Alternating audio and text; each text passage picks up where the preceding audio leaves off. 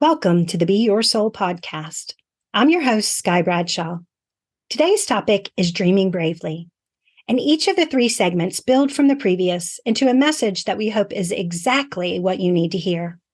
So be sure to listen through to the end for helpful tips, tools, and guidance on how to do the work. In the Skylight segment of today's show, we have two lovely guests and the founders of the Pear Tree Wellness Collective, Emily Ward and Summer Tuller.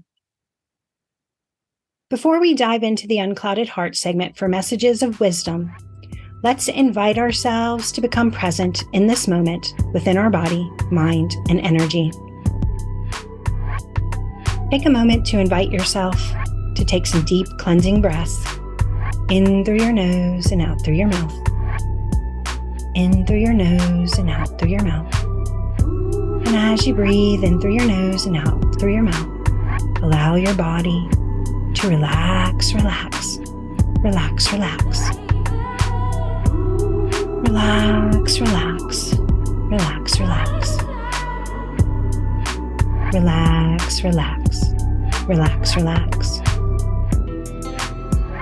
And as we move into a space of complete relaxation, we open up our energies to the ancestors, loved ones, and friends to come together today to heal and guide us and lift us to the highest version of ourselves in the light of the universe, so we may hear what we need to hear, know what we need to know, connect how we need to connect, and be what we need to be for our highest and best good, and the highest and best good of all involved, as we open up space to give and receive.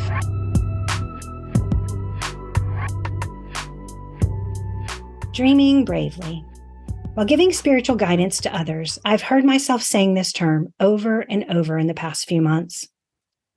This set me on a path of exploring dreaming bravely a little deeper within the universal collective.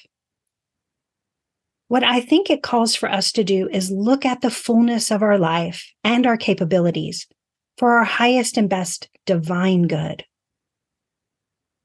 When we release our limiting beliefs and allow ourselves to see situations with the fullness of a sacred viewpoint, it gives us permission to feel comfortable and confident while walking bravely into the future. It was several years ago, upon finishing a sequin piece of my spiritual papa, Edgar Jean-Louis, when I received this intense message. Who are you to be so small when Spirit has made you to be so big? In that moment, it felt like permission to dream bravely. That feeling of allowing sacred momentum to propel me forward in idea and action gave way to many beautiful offerings, this podcast being one of them. I can say it wasn't easy or natural to take up greater space, much less give myself permission to believe that I deserved to. It took some deep inner looking and alignment to synergize that message to one of my core beliefs, which is salt doesn't boast that it's salted. I had to honor the idea of dreaming bravely while also connecting with my belief to walk humbly. That meant identifying what each meant to me and how could they expand into my choices and decisions. How could I honor the and, which coupled both of these beliefs, instead of the or, which made only room for one? I sat with what it meant to me to dream bravely while walking humbly. That brought me to what the perceived risk, or more technically, chance might be. I realized if I did not take a chance to dream bravely to the fullest of my potential, then my growth would not be what it was destined to be. You can't succeed or fail if you don't try. It also taught me that there is a difference between risk and chance. Risk puts the possibility on the table that you may lose something you have already earned. Success may mean multiplying it, but non-success also means loss. Chance is stepping out into the unknown to grasp something that you didn't yet have. If you are successful, then you gain. If you're not successful, then at most you lose the expectation of gain. To me, dreaming bravely means seeing what that potential is and building a path plan to it that may be out of my comfort zone. I love to tell people you can't have change without change. So why not make that change bold, full, and whole through dreaming bravely? Production of the Be Your Soul podcast is made possible in part by Tarot by Sky, because it's your future. Tarot by Sky offers intuitive tarot and energy healing sessions, as well as life coaching, classes, spiritual guidance, and more. Offering sessions via Zoom, email, phone, or in the office in Greensboro, North Carolina, Sky is ready to help you turn change into growth. Book your session today on the web at tarotbysky.com and find her on Facebook and Instagram at Tarot by Sky. Coming up next, a conversation about dreaming bravely with the founders of the Pear Tree Wellness Collective.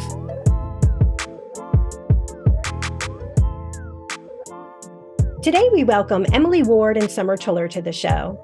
Together, they are two founding owners of the Pear Tree Wellness Collective in Greensboro, North Carolina. Emily Ward is also the creator of the Sally Jane Kindness Foundation and a mom of three with a background in nonprofit management and program planning.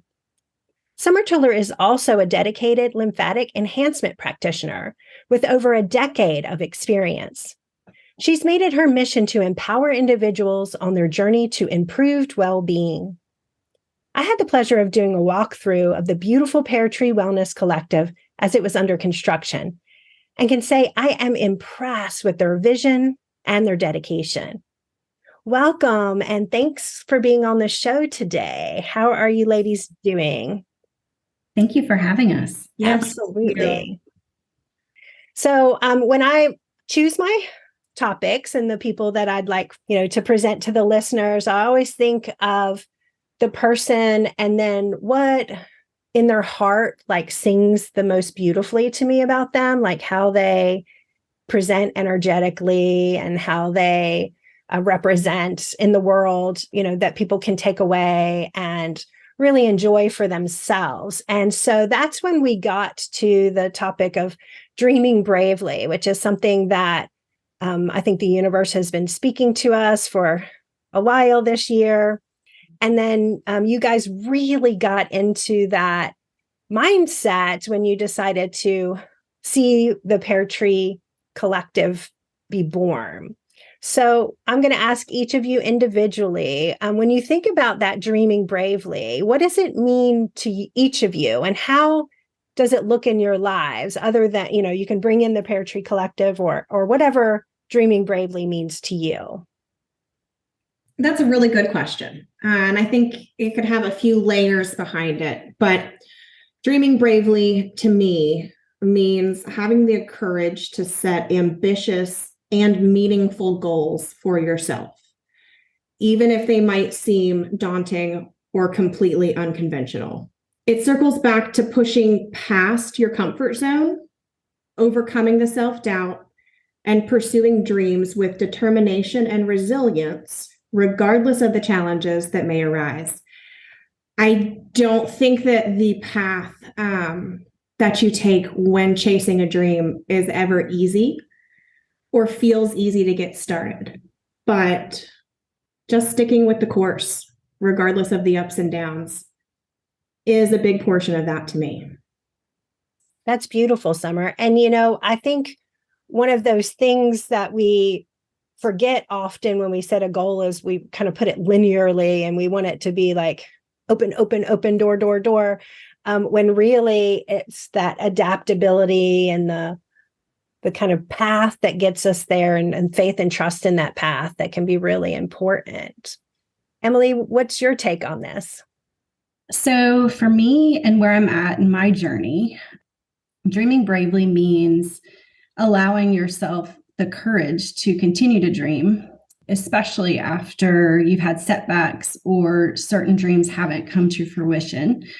I've been a stay-at-home mom for 15 years, and over, different points in that time frame, I'm like, okay, I'm ready to go do something else, and a dream will kind of pop up.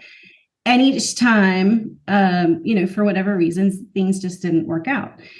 And so for me, it was kind of taking a pause and seeing it as a pause, seeing it as a step zone, taking the lessons learned, and then and not seeing it as a roadblock to not continue to dream. So, like I said, for where I'm at in life right now, it feels like it's just the courage, to keep dreaming.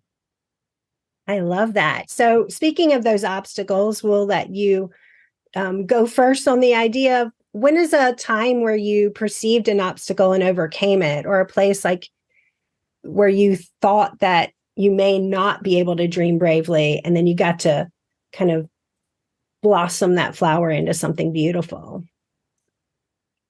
Well, so like I said, with the kids, a lot of the dreams I had, there were certain things that kind of drew me back to being a stay-at-home mom, to where I felt like, okay, this just isn't the time where I can focus on this piece.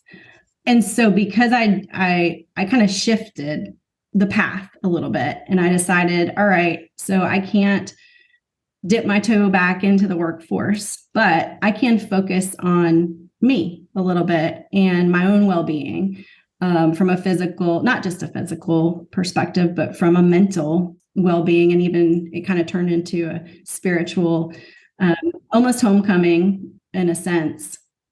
And then a big part of that too was learning to trust the flow of the dream. So, to have the vision, but being really open to it, and to the vision blossoming the way that it needed to, not the way that I needed it to. Mm-hmm. I talk about this all the time with pretty much anybody who will listen. Like, my biggest spiritual lesson was learning expectation only leads to disappointment. And if you try and control a situation with expectation, like it has to be like this is, I thought I would be here, or this, blah, blah, blah, then, it keeps us from seeing that bigger picture and falling into the faith and trust in ourselves and in the journey. And so, there's that, middle ground of doing our parts while also being adaptable and fluid in it. And I think that's a beautiful thing that you've done in that space. And I'd agree with what you said there, Sky. I think the ability to release ourselves from the expected outcome takes down some of the walls we build when we are chasing after a dream there. Especially as a female in professional career settings, I see a ton of imposter syndrome set in with everyone. And they begin to let those questions build walls and ceilings around how they are able to see their dream and go after it. Throughout my career, I've faced various obstacles and situations that help to shape my ability to continue to dream bravely. One significant challenge was building confidence in my expertise. Overcoming this obstacle required continuous education, certifications, and gaining practical experience, which helped me feel more secure in my knowledge and my abilities. Additionally, with all that happening, I had to learn how to balance my self-care with my work, which is extremely easy to do and neglect yourself when you're helping others. Achieving that balance really allowed me to lead by example and to stay within an inspirational space.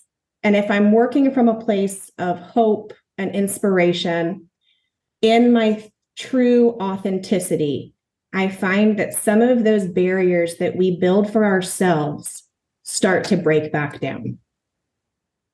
I agree. And, that sense, the critic or the imposter syndrome, that voice in our head that tells us we're less than, or that, we need to dream safely, not bravely, can really take away possibilities in a lot of different ways, because that focus on taking a chance allows us, like, if we don't take a chance, then we know the outcome, but the outcome is limited. If I don't try, then I don't fail, but I also don't win. So I don't move forward at the same rate. And, that concept of having, sacred trust and divine faith in the process, and really giving ourselves permission to see ourselves through, the eyes of the universe, through the eyes of spirit, instead of seeing ourselves through the eyes of our critic. It allows us to be that fullness. And whenever we represent that in the world for others to see, like you two are right now with the Wellness Collective, it gives other people permission to live that way themselves, as you were saying. And so, how do we, honor the spiritual vision of us, or the sacred vision of us that the universe has, and participate in it actively, while also being that example.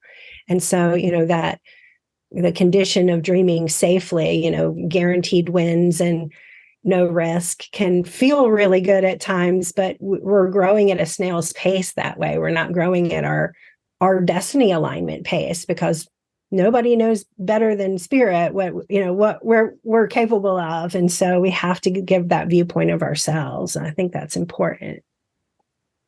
So I love the idea of what you guys are putting together, and the community connection of all of that. And we talked a little bit about leading by example and how that helps others connect in their lives. But what do you see when you dream bravely out into the future, especially in connection with the Pear Collective? What do you guys see the possibilities of? Like, what does that brave dream look like? I think when you talk about, leading by example, a lot of the vision for me is based on some of the, the last question, some of the experiences that I came up with. I think that, we're all prone to a pause kind of in life where we don't really know what's next, or we don't know where the next step is. And stepping away from the career-minded goals and kind of switching within was so transformational to me, and brought me to this spot. And it gave me the next step. So I just focused on, okay, what's, not the whole journey, but all right, I need the next step. And so I think, having this space where we're trying to create a community, a refuge, a safe space for people to show up exactly as they are, but hopefully come away with something that they can use, or that they need to move to the next step of who they need to become. I just think there's, something beautiful in that. And that's kind of where we're at with. I'm hoping that will help others kind of have the vision for their next dream. Mm-hmm. That's beautiful. Yeah, and absolutely. And, to add on to that, a space to do it. I think so often when you set off to go through a spiritual journey, or work through past trauma, or just work into deeper layers of getting to know yourself, you might discover there's not a lot of places that feel open and connected as a community, but that also harbor a sense of non-judgment and inclusivity. So building a wellness center that encourages bravery in the community through collaboration and through that connection that I think people so desperately seek. The isolation can be a huge factor of thwarting the bravery in itself in the beginning. And it also helps that we have a shared sense of purpose, that we have a place where people who are like-minded can come together, that they can find support in practitioners, but also other colleagues, and to face a wellness journey, if that's what they're heading down, with a little bit more of a community feel, with a family feel that doesn't have the keeping up with the Joneses aspect of things. That's beautiful. Well, I definitely am on your team. I feel like you guys are doing great things. And so whenever I first heard and walked through with you guys, I just saw such a beautiful vision. And I think that it's going to make a big difference in a lot of people's lives. So thank you. Thank you for putting it out there and dreaming bravely like that, to be able to birth it into the world. So do either of you have anything more you want to say about that? Anything more about the topic at hand, or?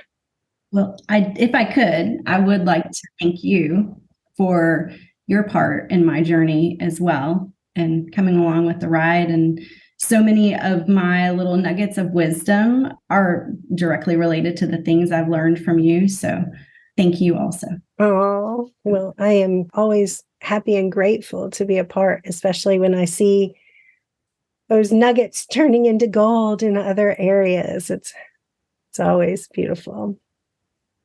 So I have 3 questions that I ask every guest, and you guys can take turns tuning into them. And then we'll talk a little bit more about the collective so people know what you're doing there so they can find you. The first question is, what do you think it means to be your soul?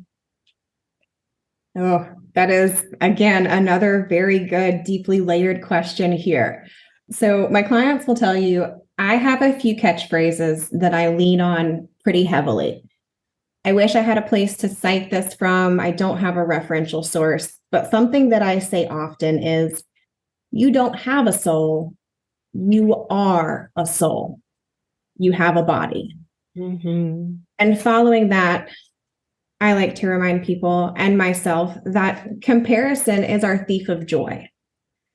We can quite easily compare a 3-dimensional structure that is our body, or I will jokingly call it a meat suit just to lighten things up a lot of time. But to find your authenticity and to express that through passion, that comes from your soul, not from your meat suit. So to me, when it says to be your soul, you're living in alignment with your true self, what you value, and your inner essence or vibration of what you want to carry out into this 3-dimensional world. So I believe the embracing of authenticity, self-awareness, and a deeper connection to the core beliefs that guide you down your path bring you into your soul.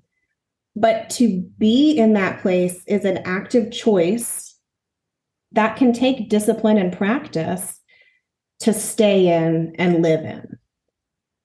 I could probably keep going on that one for a little while here, but I'll pass the torch off to Emily.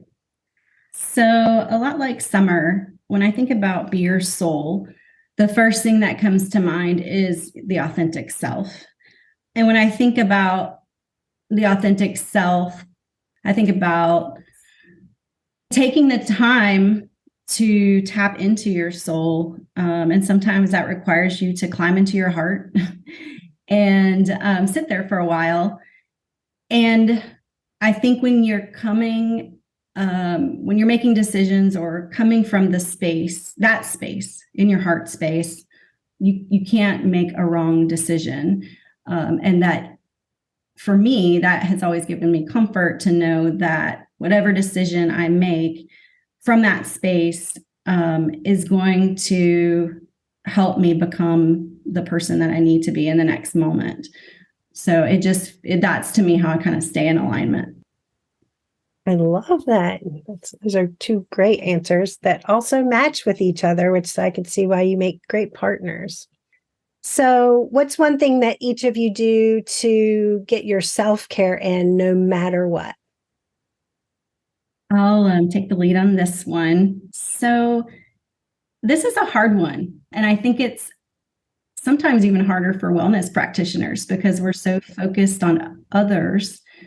And I've got a little bit of a perfectionist personality type. And so sometimes the thought of any kind of something that I do every day or having to do something every day that it can become a double negative because I get stressed out. And so for me, I have to make it pretty simple. And one of those ways that I do that is really being very cognizant of where I'm at from an energetic perspective.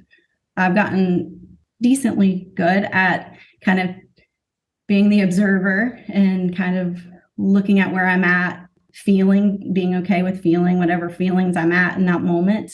And if it's not, a space that I want to continue to be in, I've gotten, better at kind of shifting that space. And that for me has been crucial because before I didn't really know how to feel my feelings. I'd kind of gotten really good at stuffing them away and just ignoring them and going about my day. But this particular practice has been key for my wellness because it keeps me grounded and in the moment. Nice. And yeah, to just kind of piggyback off of that, the old saying, the shoemaker never has shoes. The wellness practitioner more than likely does not book sessions for herself. So, I juggle a few things and have a few kids here. So I keep mine very simple. I'd say the one thing that I do consistently is I take an Epsom salt bath, probably every night. It might be earlier in the day. If it's been one of those days, many of my business colleagues will tell you that I will take a meeting from the bathtub with my desk that lays across. But for me, just having that moment to take, if it's 5 or 15, it is part of my necessary daily function. So I don't get to skip out on it. Like maybe getting a massage or something like that we do have to bathe and eat. And so that's honestly the one that I lean into the most. And sometimes I can make it fun. I might add in some Epsom salts or clay or essential oils or baking soda. Or some days I just turn off the light and sit in a hot bath and enjoy silence just for silence. Yeah, there's a lot of power in a nice bath. I think like that is important. And so checking in with yourself, being present and aware, and being in the tub are things I love as well. So we have that in common. So centered and balanced, what does that look like in each one of your lives? Like, where's that sweet spot and what does it feel like, or, what obtains it? How do you get to it? So for me, a lot of it kind of goes back to what I said in the last question. I'm a person that's just really sensitive to others' energy, and that can really throw me off kilter. So I've gotten, better at taking a pause and kind of reevaluating, all right, is this my energy or someone else's energy, and kind of tapping down to maybe the story I'm telling myself versus maybe reality. Or in some cases, what is the story I need to tell myself to kind of shift things so that I do feel balanced and centered? But mostly, I think for me is just being open to whatever may be. And that sounds pretty general, but I think knowing that everything that's kind of coming my way is a lesson to be learned, and another tool in my tool belt helps me to stay grounded and centered to where I'm not kind of floating all over the place. Yeah. I think when we start where we are, and that's what you're talking about, like starting in that heart center, then anything that comes either towards us or out of us is from that sense of, check in the self in those spaces. Whenever we're not in our center, we're not checking in, then we kind of, get distracted or out into other people's energies. And so that sort of original question, as I've been talking about for a few years, the original question of like, how do I feel about that? Where am I with that? What does that look like to me? And then I can respond or communicate or make a choice or decision. But that coming home to yourself, no matter what, first, and then creating the action is a beautiful way to stay centered. So I love that. Absolutely. And, centered and balanced, I think they speak volumes just in the way that you asked that question, because when someone asks me what it feels like to be centered, I think of all the things that could potentially pull me in a myriad of directions, but maintaining the ability to maintain my vibration and my heart rate variability, honestly, not letting it get me up in arms, regardless of what is happening on all sides of things, to be able to walk just straight down the center of the lane, knowing that things won't go according to plan and that is okay.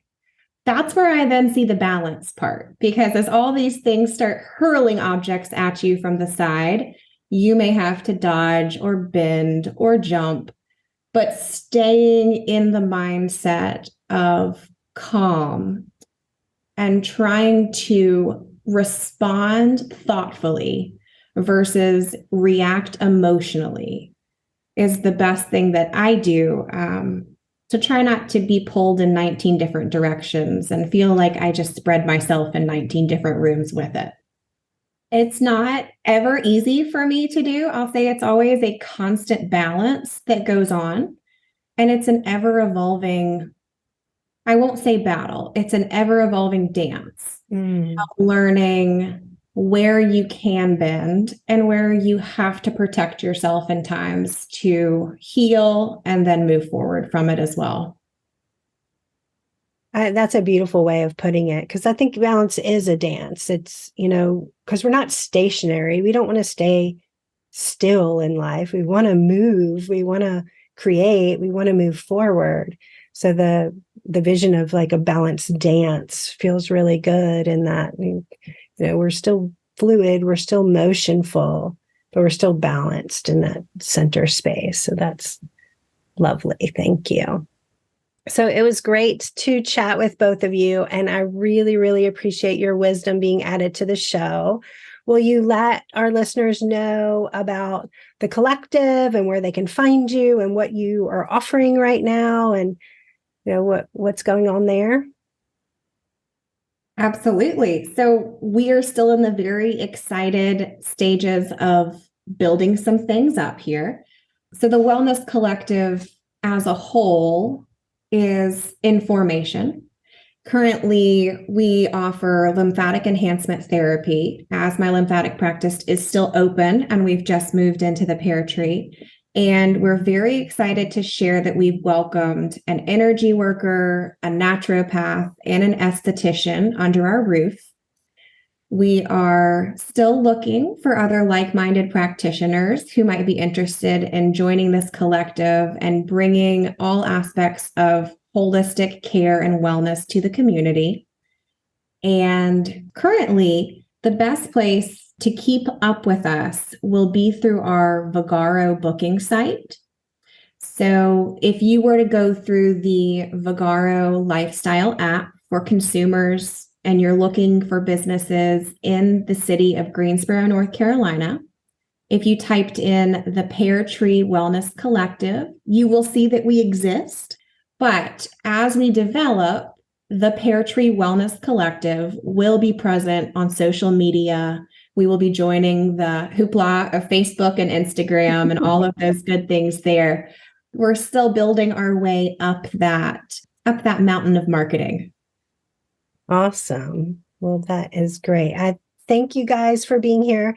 And we also want to send a warm wave of gratitude out to our listeners. Thank you, dear listener, for taking time to tune in. And be sure to listen through as the next segment brings forward tools and tips on how to do the work. Production of the Be Your Soul podcast is made possible in part by Little Energies, a children's chakra-aligned oracle deck. Little Energies is made specifically for children to learn and support their own healthy energy system. These 24 chakra-aligned oracle cards focus on energy wellness through mantras, exercises, and envisioning.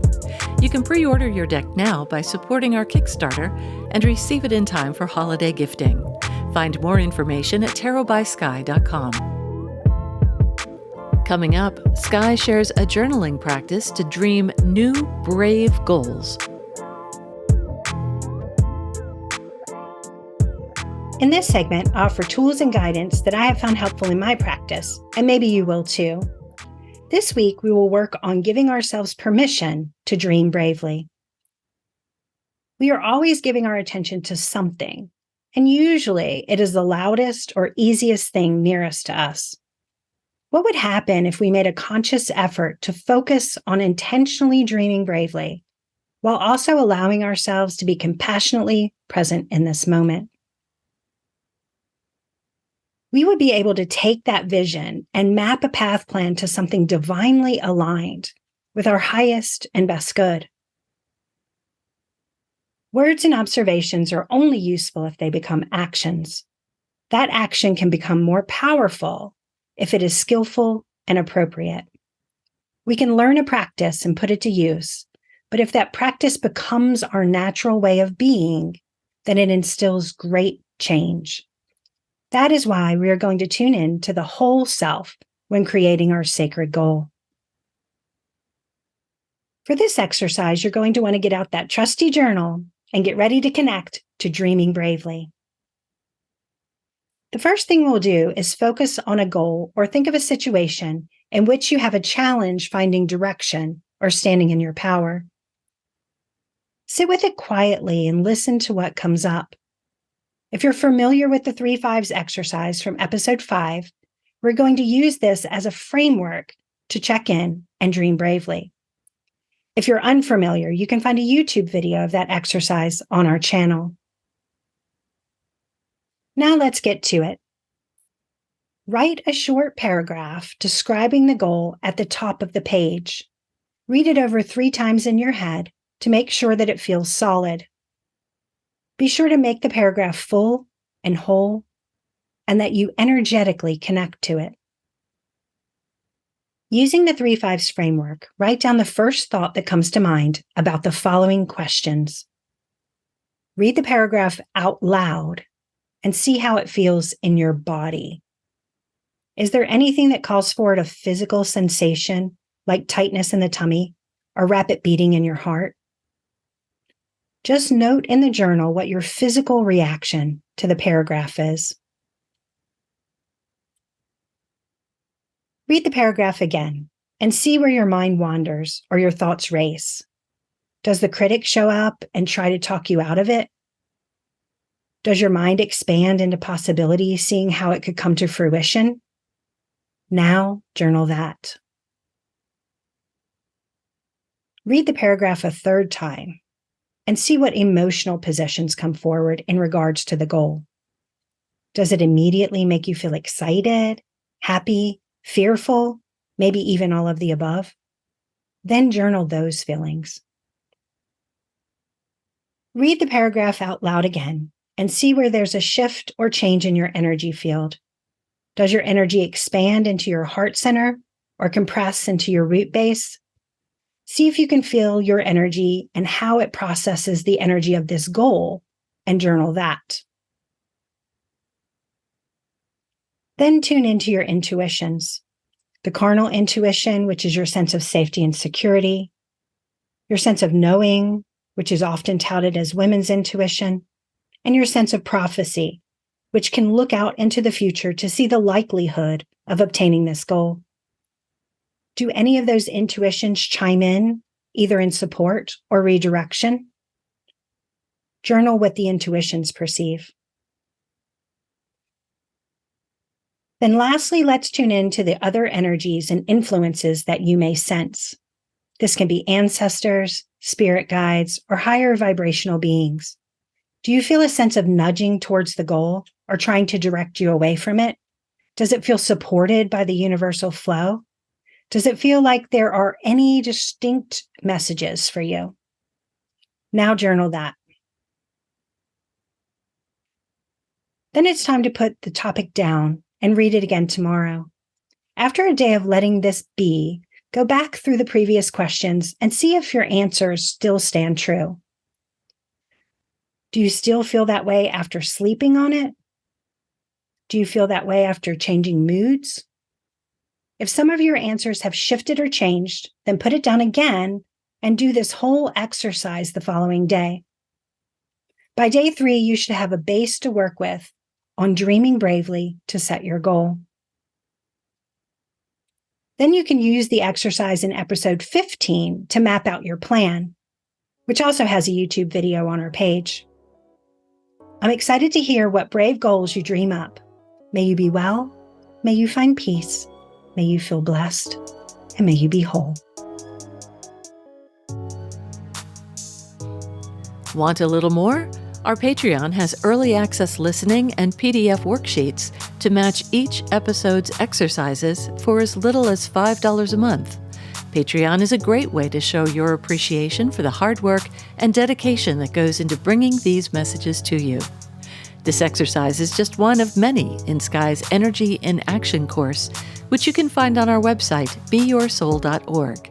You can find links to the Patreon, virtual self-study energy courses, and more on the website as well. This podcast is produced at Muddy Creek Studios.